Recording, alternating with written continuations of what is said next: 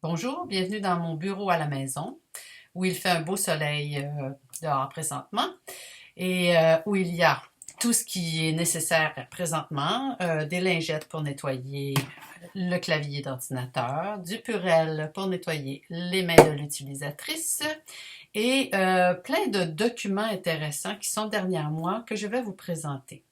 Ces documents-là, je les ai rapportés du Centre d'archives et de documentation du musée et ils m'ont été en partie référés par l'historien Stéphane Martel, qui sait que je travaille actuellement sur le renouvellement du circuit des balades que l'on fait dans le quartier historique Bon Secours. Alors donc, je vous les présente rapidement. J'ai pas eu le temps de passer à travers, en fait, de les lire, mais je sais qu'il y a des petites mines d'or d'informations là-dedans qui vont m'aider. Donc, le premier sur la pile s'appelle Les rues du Vieux-Montréal.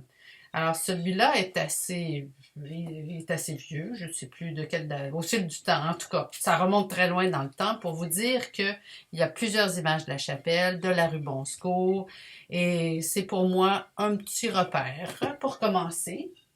Je poursuis avec le livre que Stéphane m'a dit qu'il fallait absolument que je consulte, qui s'appelle L'histoire du Vieux-Montréal à travers son patrimoine, sous la direction de Gilles Lauzon et de Madeleine Forget.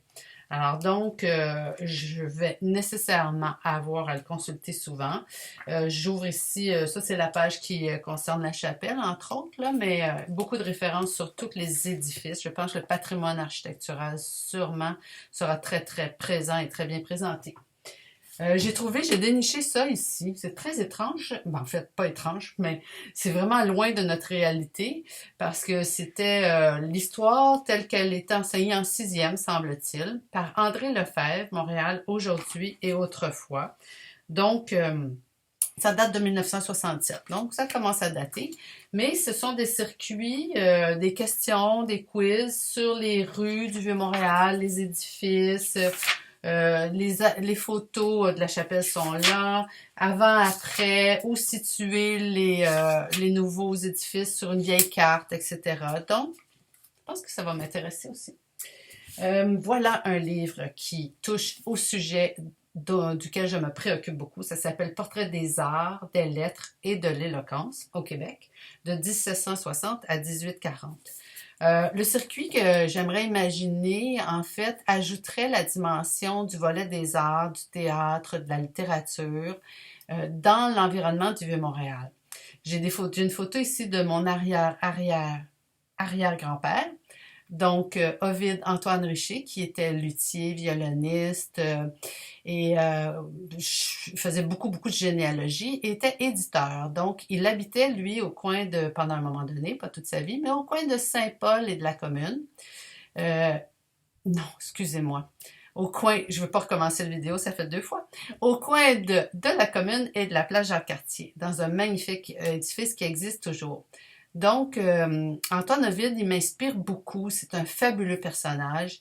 Et c'est comme ça que l'idée m'est venue, et aussi pour mon intérêt, naturellement, des arts.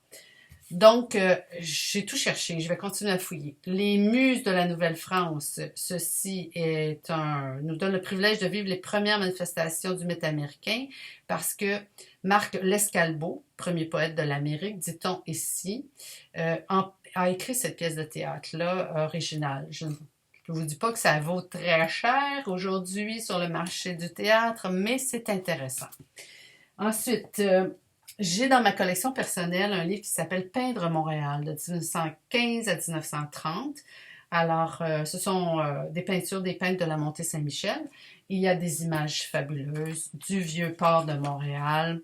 Je vous cache pas que ça va être inspirant aussi, puis j'en trouverai certainement plusieurs autres dans d'autres ouvrages du genre.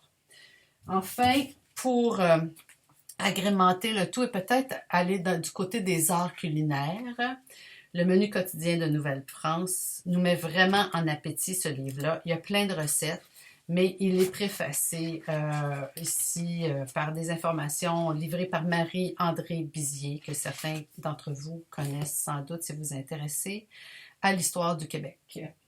J'ai-tu un dernier livre? Je pense que oui.